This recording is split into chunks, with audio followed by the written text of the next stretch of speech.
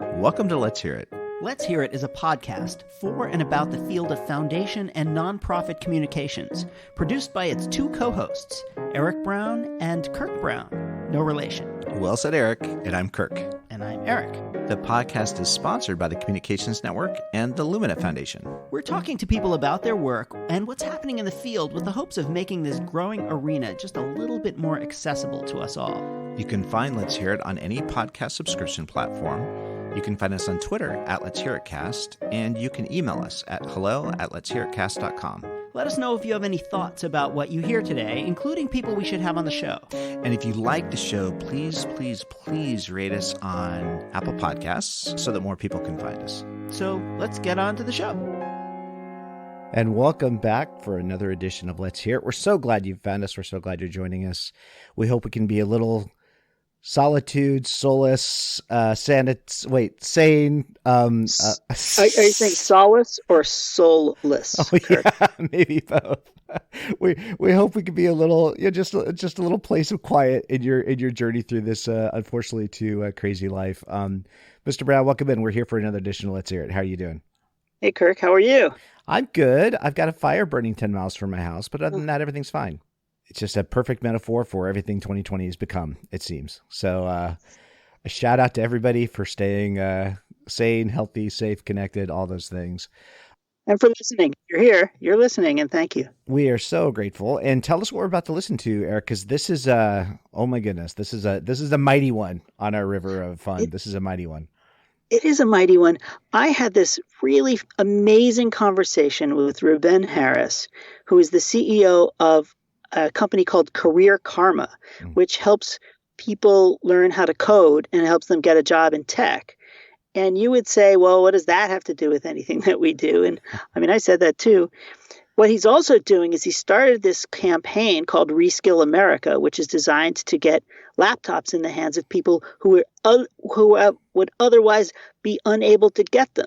And he's working with nonprofits and foundations and companies to get them to donate laptops or to donate money so that he can buy them. But what I learned from Ruben is just this extraordinary, expansive creativeness about how to see a problem, address it, attack it. And I loved having this conversation with him. This is truly a wonderful chat. We'll talk more about it when we come back. This is Ruben Harris on Let's Hear It. Let's take a listen. We'll come back. Welcome to Let's Hear It. My guest today is Ruben Harris, the co-founder of the Career Karma app, which helps people get jobs in tech. And today we're also going to be talking about a campaign that he has launched called Reskill America, which is providing laptops to underestimated communities most affected by COVID. And I really love the way you have talked about that, Ruben. Ruben is also the co-host of the Breaking Into Startups podcast, so I hope you're going to teach me something about podcasting. Ruben Harris, thank you so much for coming on to Let's Hear It. Thank you, man. I really love that intro. That was great, and that's perfect. You captured it well. I always say I don't know where to begin because I never know where to begin, but I guess I will begin by just talking about your really interesting journey to this place. Yeah. Do I have this right? You studied the cello in college. Yeah. So you have a BS, which is great for tech, but except that it's in cello. Why'd you start playing the cello? So I've been playing the cello for almost 30 years. I did a double major, business administration and music. I'm also a black cellist, so there's not a lot of black cellists that play on our level.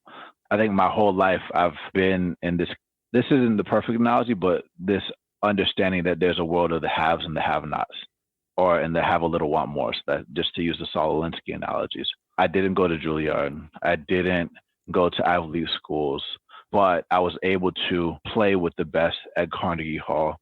I was able to work in investment banking. I was able to break into the most elite tech institution at Y Combinator through understanding how the system works. So I run a company called Career Karma, and that matches career transitioners to job training programs to get high-paying jobs in tech in about a year.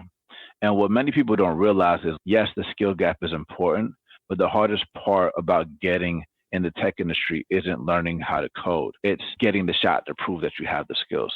Very similar to the music industry. The hardest part about getting in the music industry is not learning how to rap, sing, or play guitar. It's playing your record for the right person. Same thing with investment banking. I learned financial modeling skills, found the right person, got into the space. The reason why I got into the finance world is because the music industry is connected to the business world and the philanthropy world because the arts aren't funded without that. And I met a guy who funded a lot of arts initiatives, and he actually told me that the best way for me to learn business was to do investment banking. But since I went to a small school, had a low GPA, long story short, I figured out how to get in, and there's a lot more to the story. But I would say just use that music analogy about have not, have a little, want more. That's kind of like what led me to this point. Well, in the short time I've known you, Ruben, it's so clear that you have this amazing, it's a drive, but it's also a locomotion. Is that something that you help people develop, or is it something that you just have? Good question.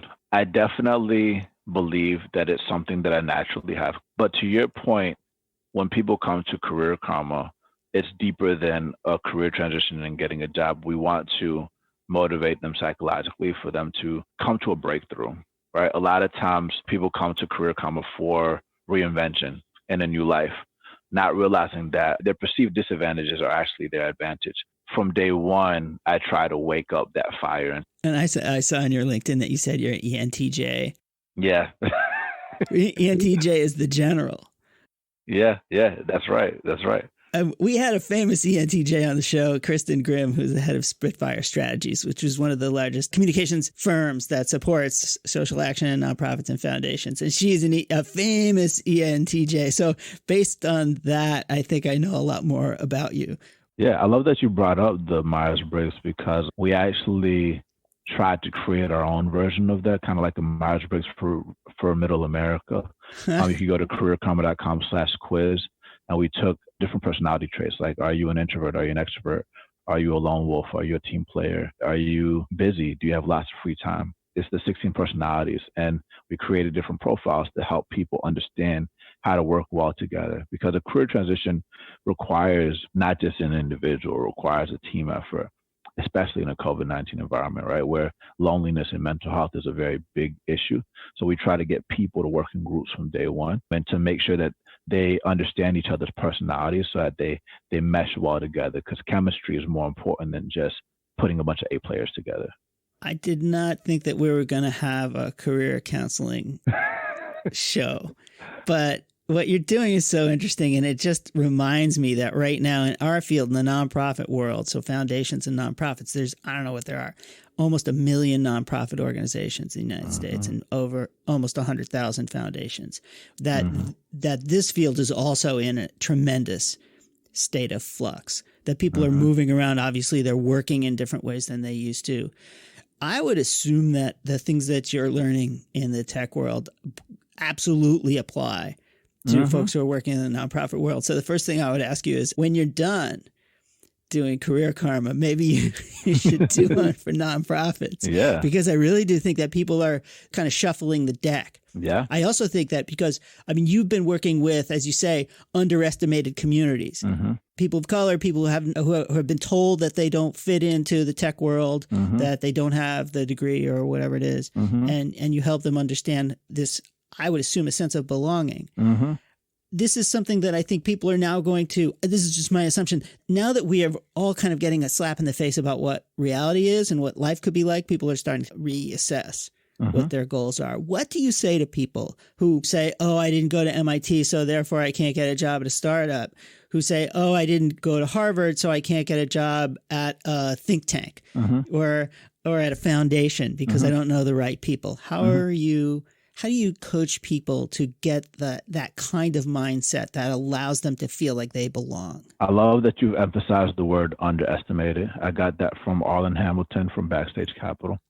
And the reason why I like it is because the word is bigger than race. It doesn't just capture sex either. It might be you're a different religion. You might have a special need. This goes to your question. What I love about the word underestimated is that it puts the negative energy on whoever is underestimating you and puts you in a position of advantage.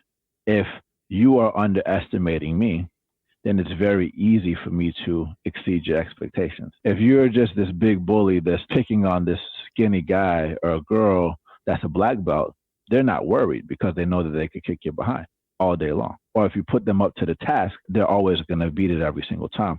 When I think about myself, I am underestimated. I'm the definition of it. I grew up in Atlanta, Georgia, before I even knew Black people were a minority because it's mostly Black. And I never felt ashamed about it. But when I did understand the racial dynamics, I thought about life like a white piece of paper and there's like black dots on it. Naturally, someone's eye is going to go to whatever's different on the piece of paper. You are in an advantage where the spotlight's on you. And if people are thinking negatively about you or thinking less of you, then just rise to the occasion. So that's one thing. The other thing that I think is super important to understand is like, once you do these things and like you said, you have that bravado, you have that love about yourself, you could accomplish great things. You mentioned Harvard, right? When I was in investment banking, everybody picked on me because I didn't go to an Ivy League school. But now Harvard Business School just wrote a case study about career karma that they're going to be teaching in the fall. So shout out to Professor Laura Huang over there. It feels great. I love it because now higher education, one of the most elite higher education institutions is recognizing the power of the people because most of the world never went to college. And that's a fact. On the show, we replayed a speech that a guy named Trabian Shorters gave at the Communications Network conference. Communications Network is the Association of Foundation Nonprofit Communications People. And Trabian was a foundation executive, and now he runs an organization called Be Me. And he talks about what he calls asset framing. So basically what you do is you define somebody by their aspirations, not by their challenge. I like that. So where people would say, oh, these people are disadvantaged or they're at risk or they're low income, you're defining somebody by what they don't have, which is, needless to say, not empowering. But what it doesn't do is help shape your own mental model about a person and what they want, what they're hoping to achieve, what they deserve. And sometimes you see the obstacle that somebody else has placed in front of them. Yeah. So underestimated is your word. I just took it from you. But I just responded to it so well because that's exactly what Trabian is talking about in the nonprofit world, and that you're mirroring that. There's a kind of an alternate universe in the tech world. Yeah, let me touch on that a little bit. So yeah, please do. I'm fascinated. I like the aspirations thing. I think that's important. But I also think that each of us has been given a struggle to overcome. That is not just our burden to carry, but our job to figure out how to help other people overcome what we've already overcome, right? So if I'm in a nonprofit and they're like focused on hiring all these Ivy League people that never struggled, I'm not saying all Ivy League people don't struggle. Let's just assume, for an example, a lot of these people didn't go through the struggles. If my nonprofit is focused on helping people that are struggling, but you have nobody working for you that have gone through struggle, what are you doing? Right? It's going to be very difficult for you to respond. It's like trying to solve homelessness, but you have nobody on your team that has been homeless before. I actually think that a lot of people shy away from the struggle that they've dealt with, and they don't include that in the conversation about why they are aspiring to do something. So I want to encourage more people to be like, hey, this is my goal. Like, I want to help 1 billion people in 10 years. That's one of my goals. And the reason why I want to do that is because, like, I want to make people better than me. Like, I think human potential is one of the most untapped resources. And if we can wake people up and spark that fire and help people to not just achieve their purpose as individuals, but as a collective, a lot of things can happen in the world. I just want to say that, like, when you think about aspirations, don't leave back your struggle either. Yeah, no, that's a really, really important point. And after the break, we're going to talk now about how you are taking what you've learned so far at Career Karma and turn it into an organization or a campaign to support more people doing a version of, I guess you're starting on your road to 1 billion right now. So we're going to take a very quick break with Ruben Harris and be back right after this. You're listening to Let's Hear It, a podcast about foundation and nonprofit communications hosted by Kirk Brown and Eric Brown. Let's Hear It is sponsored by the Communications Network, which connects, gathers, and informs the field of leaders working in communications for good. Because foundations and nonprofits that communicate well are stronger, smarter, and vastly more effective. You can find Let's Hear It online at letshearitcast.com or on Twitter at Let's Hear It Cast. Thanks for listening, and now back to the show. We're back with Ruben Harris, who's the co-founder of the Career Karma app, and you have just launched a campaign called Reskill America. Can you talk to me about that? Yeah, I really like something else that you brought up during our conversation, that the nonprofit world can learn a lot from the tech world, and the tech world can learn a lot from the nonprofit world. I would say the main difference between the startup and everything else is speed. Like I said, I want to help 1 billion people in 10 years. Not just speed, but speed of iteration. Just so people understand, like, our growth, we launched an app in 2019. We have a mobile app. We reached over 100,000 people on mobile when we went on the web. Naturally, now there's 51 million Americans that have filed for unemployment in the last 17 weeks. And that has caused a big boom for Career Karma because people are looking for job training. So we now have about 500,000 people a month that are coming to Career Karma. By the fall, we're going to probably have about 1 million people a month. And then by the next 18 to 24 months, I know that we're going to have about 20 million people plus a month coming to our platform. The reason why I bring this up is because we are a for-profit venture-backed company. And what people don't realize is that most people have a smartphone, but less than 60% of Black and brown people actually have a laptop. You can check the Pew Research. I believe the stat is like 40% of people that make less than $30-something thousand actually have a laptop. So the stats are like, there's a lot of people that don't have devices. And so when they come to Career Karma and they want to get job training, they've been using our forums to find laptops amongst each other. If they didn't have a laptop, they would offer up something else, like a room or a vehicle or something like that. So they created their own barter system. And when I shared that observation with the K4 Center for Social Impact in Oakland, which is a nonprofit, they said, look, Ruben, you're not a nonprofit, but you have this mission. We can serve as your nonprofit or as your fiscal sponsor to help you leverage what you've already built to help these individuals. And so what we're doing is what you said. We're calling this campaign Reskill America, the Great Rehiring Initiative. And what I'm doing is reaching out to IT departments at companies to see if they have extra laptops, because the priority is laptops over money. And if they don't have laptops, then they cut a check from their corporate social responsibility department or the diversity department, or introduce us to their colleagues that can donate to the campaign. 100% of the resources are tax deductible and go to individuals that need laptops. If it's $1 contribution, every $1,000 gets us 2 MacBooks. So we buy the MacBooks from laptop refurbishers like Revivin or TechSoup or Tech Exchange or Computers for Kids, and then distribute them across the country to people that need these laptops. And so in the last couple of weeks, we've raised a little over $170,000 from companies like Square, GitHub, Affirm, Airtable, Figma, 2U, Handshake. But we just also got 2 grants from foundations. One from Philanthropic Ventures Foundation in the Bay Area, shout out to James Higa, and one from Colin Kaepernick's foundation, the Know Your Rights Camp. Those 2 grants that we just got have taught me a lot about the nonprofit world, and I have a lot of opinions. Tell me. But yeah, that's the campaign. Tell me about your opinions of the nonprofit world. It's always good to hear. I've spent my entire career. The last for-profit venture I worked for was a Mexican restaurant in Pacific Grove, California, 30 years ago. Mm-hmm. So I don't know about the real world. I just know about the nonprofit world. What are your observations? Well, number one, 90% of U.S. foundations don't have a website. That's an issue already, because if someone's trying to do good, how are they going to get to you? Also, most of the most powerful organizations that I know don't have open solicitation. So if you don't have a relationship with Eric Brown, how are you going to get in? The other thing is it's slow, super slow.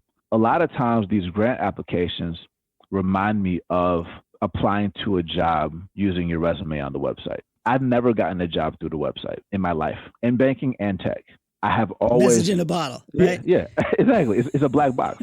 I have always had to find who the actual hiring manager is to talk to them directly and set it up. And that's what I did to get our things. I literally just found who's in charge, talked to them, explained the situation. I'll still have to write the grant if they say yes, but I need a relationship. What I love about Philanthropic Ventures Foundation is They believe in 48-hour decision making, radical collaboration, and a bunch of other things. I'm not going to speak for them. Speed really matters to them. You know why? Because people are hurting now. Nonprofits are blessed to be in such a powerful position. There's so much money in nonprofit that is often even given to venture capitalists and tech as well. And they'll move fast on that. But on the helping the people, the communities of color, there's a problem. I saw a stat from my buddy Edgar Villanueva. Shout out to Edgar Villanueva. So he's become a real leader right now. He's killing it. Like he and I speak the same language. He gave me this stat: 8.5% of all annual grant making goes to communities of color. That makes no sense to me. Right. So that's an issue. So the other thing that I think is super interesting that I think the nonprofit world can learn from the tech world is, even if you don't want to have open solicitation and it's difficult for you to reach out to people and know who to spend the time with, I really like the Scout Fund model that venture capital has done. Are you familiar with the Scout Fund model? No, I'm not. Okay. I tell you, I Mexican restaurant was the last time. All good. So for the people that don't know, venture capital funds give money to entrepreneurs to start companies. And deal flow is the lifeblood of venture capital. But the general partners at a venture capital fund don't have all the time in the world to look at all the deals, so they'll have associates that can source deals. But even the associates can't find everything. So what some venture capital firms will do, they'll create a scout program where they find other successful founders and they give them money. They say, look, I'll give you $150,000 and you can invest in whatever you want. You don't have to get approval from me. You know what our philosophy is. Sometimes you have to make a proposal, whatever, but like for the most part, you have almost complete freedom to cut a check. Even Jason Calacanis, he invested in Uber through a scout check with Sequoia. That's a good example. So what I think nonprofit could do that's pretty interesting, since they have so much money, is if you're concerned about your time, give money to your grantees and let your grantees make decisions about who they can give capital to, which allows you to have insight into that nonprofit.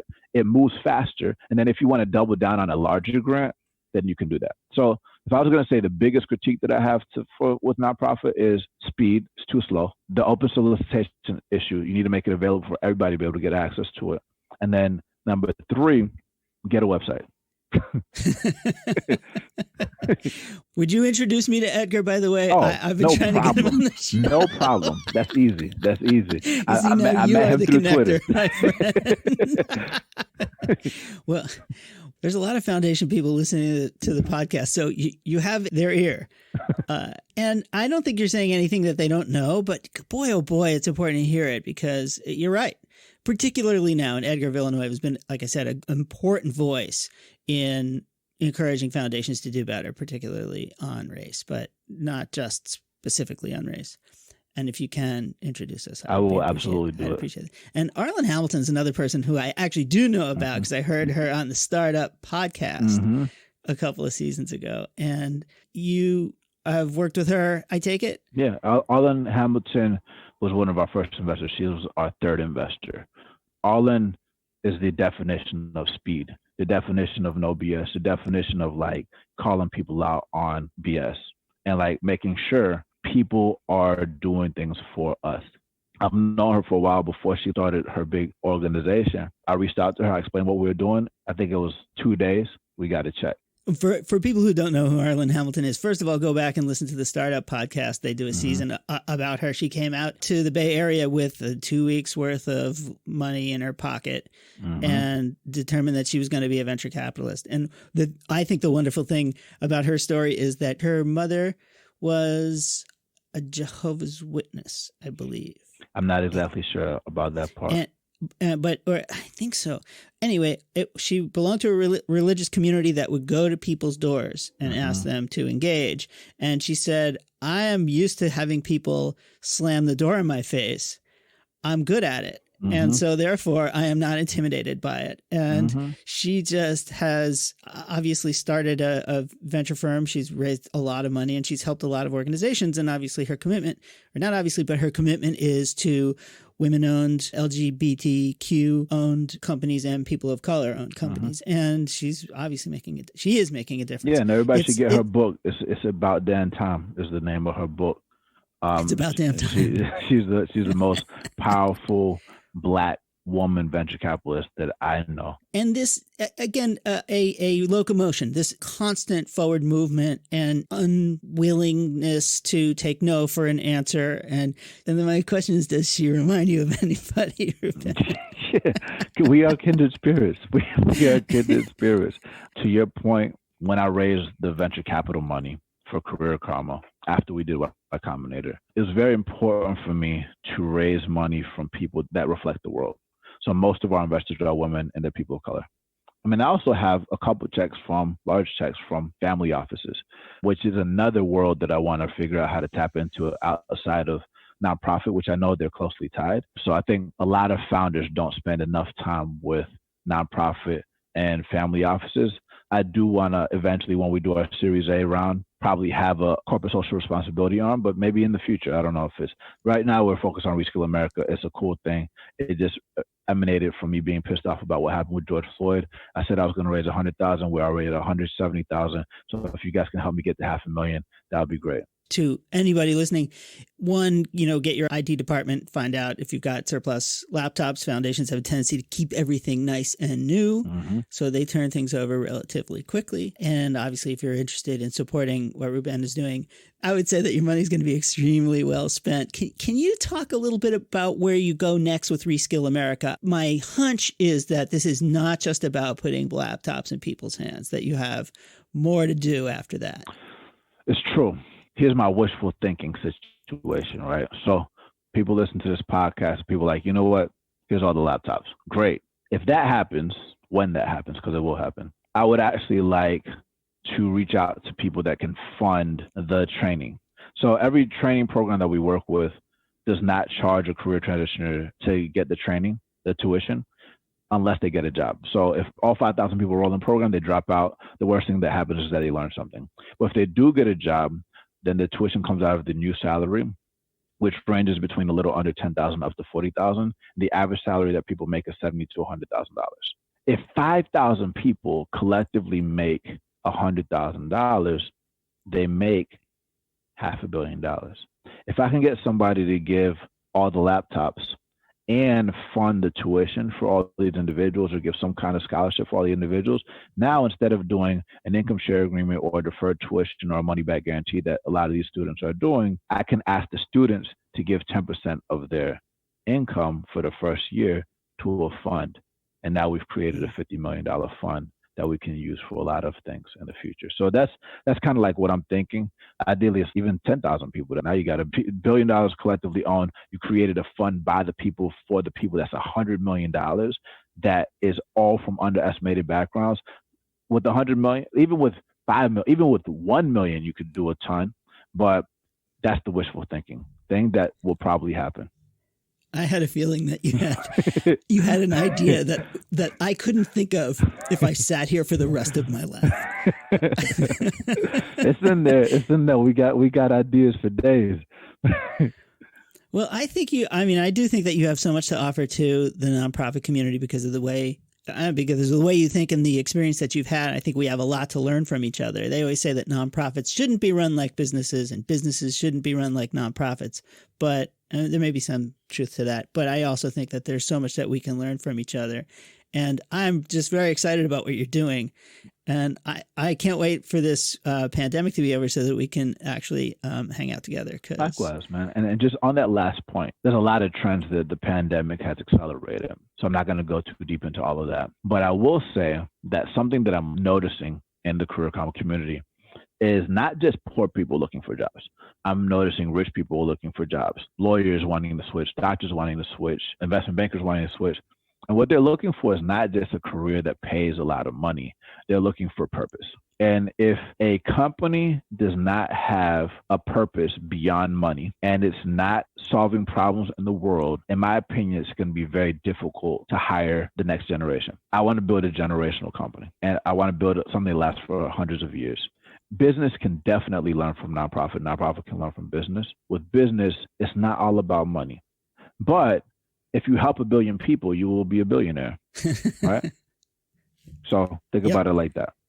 Well, Ruben Harris of Reskill America and Career Karma, Thank you so much for your time. I'm very excited about your future and actually our collective future if you have something to do with it. So thank you again. Oh, yeah. Together, man. You're the marketing genius. Got to work together. And the best marketing is a mission. Thank you That's so right. much. Thank you so much. And we're back, and that was a barn burner.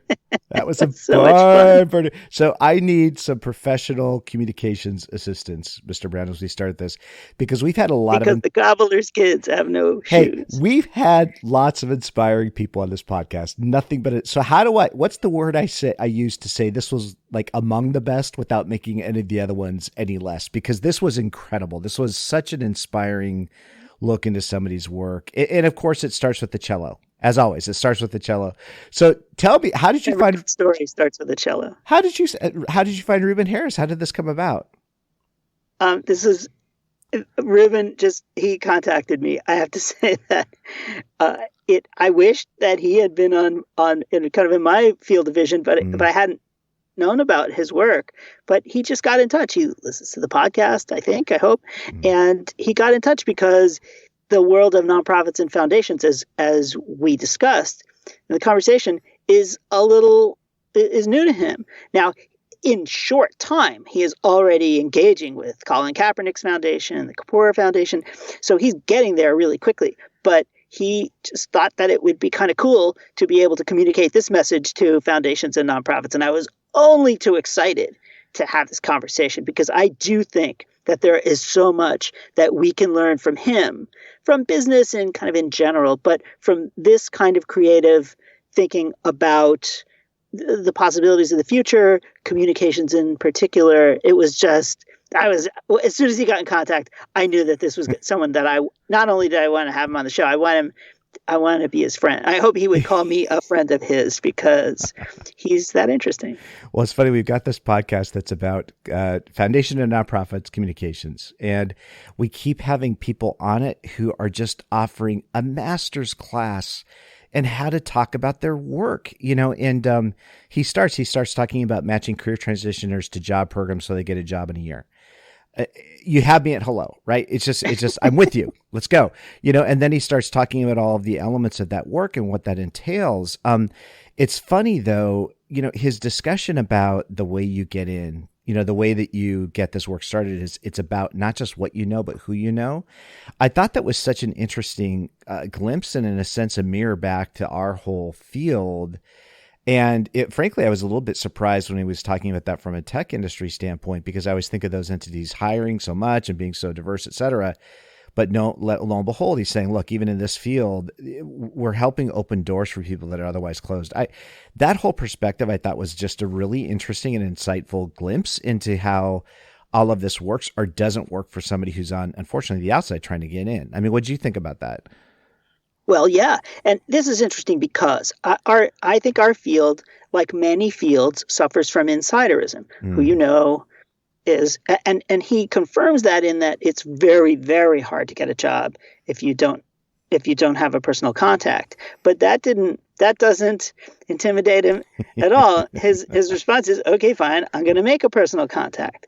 And it's not a contact that he achieved through his alumni association or through some neighbors or other family connections or that kind of thing. He's building his own personal network. This is most certainly a lesson for all of us, but particularly for young people who feel like they want to get into a field that feels unavailable to them.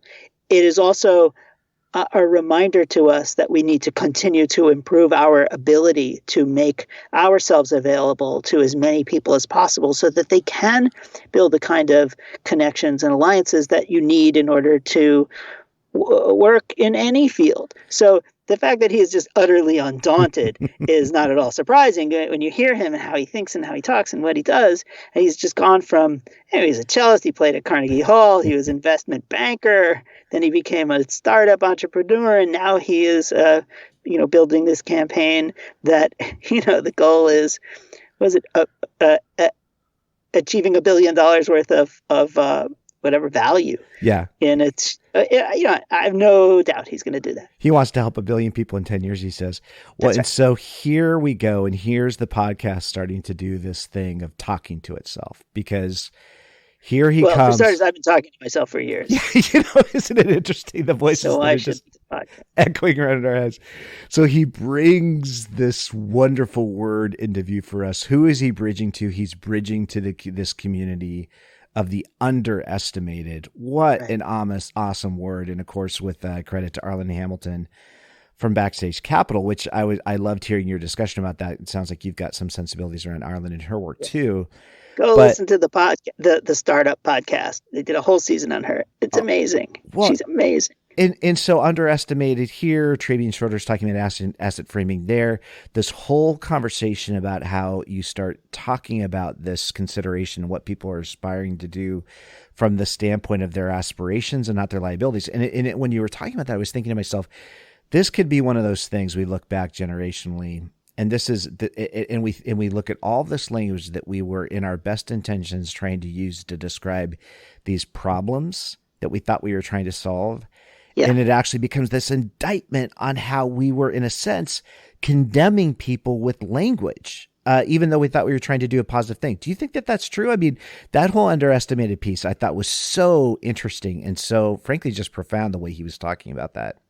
Yes, and the other thing, I think we alluded to this a little bit in the conversation, is it also sets up the foundation or the nonprofit as the savior. And I think I think that we just have to change that way of thinking, because it's not true.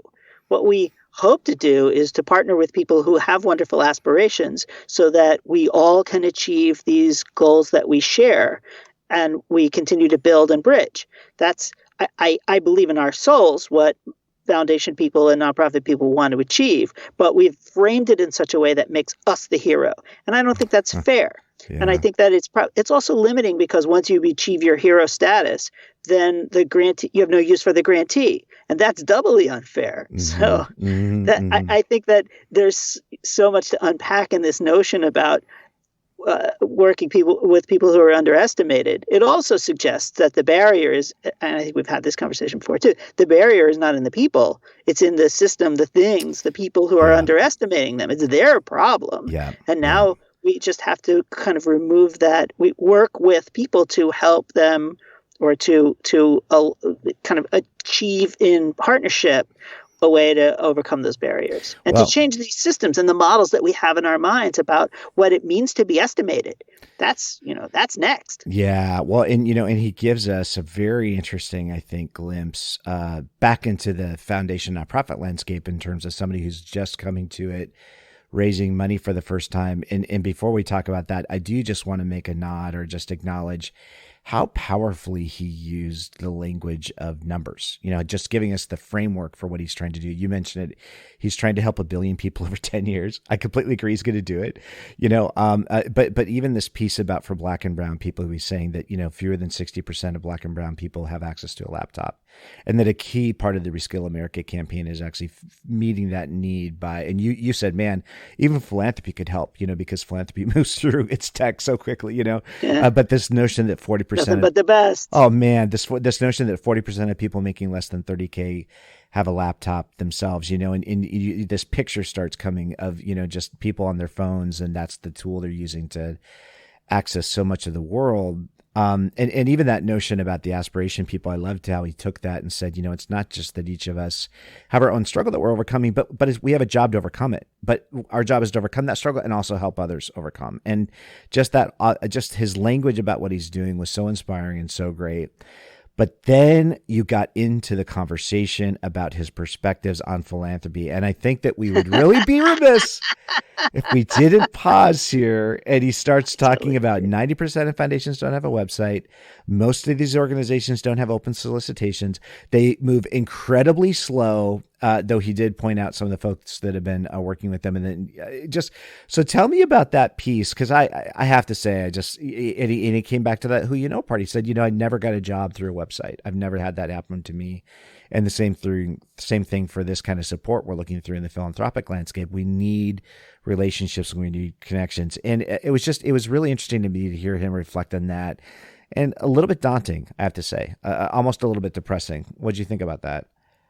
Well, I agree. And it is also true. I mean, early on, I think one of the taglines for this show is draining the moat around philanthropy. Yeah. And I do think that philanthropy is a fortress for many people. If you don't understand it, you feel like it is something that is not available to you and you can't get in. Mm. Well, and can you, man, I mean, this is a much deeper conversation, but can you fundamentally really be about equity if you're living behind in unpenetrable walls? I mean, there just seems like such a disconnect there. I don't know. It seems like a big project to try to sort out. I will say, when you asked him about his vision for the future, it made me realize that I don't have a good enough vision for my future, because he starts talking about this notion of, what if we could get 5,000 students making $100,000 a year, what that turns into in terms of a fund that we could create. He's talking about a $50 million fund or $100 million fund. If those students, once they're in the workforce, are actually able to deliver some of their first year income back to this kind of a resource he's trying to create. I have to say, I mean, there's a self-sustaining model here that feels like it's pretty powerful. Yeah. I mean, what do you think? It's so clever. It's like a pyramid scheme, but good. Yeah, that's right.